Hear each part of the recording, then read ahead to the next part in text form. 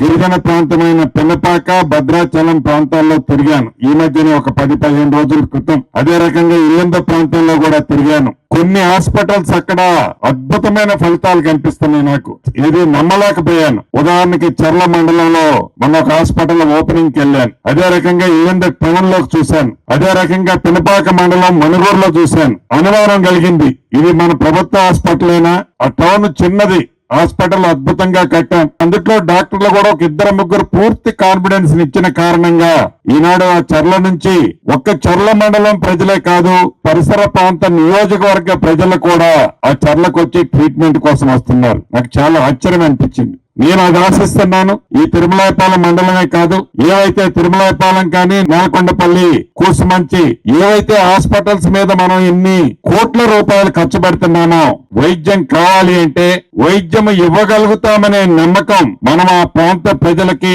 ఆ పేషెంట్లకి కల్పించినప్పుడే, ఆ నమ్మకాన్ని ఒమ్మి చేయము అనే భద్రత ఇచ్చినప్పుడే ఆ పేషెంట్లు మన ప్రభుత్వ హాస్పిటల్స్ కి రాగలుగుతారు, విశ్వసిస్తారని పూర్తిగా నమ్ముతున్నా.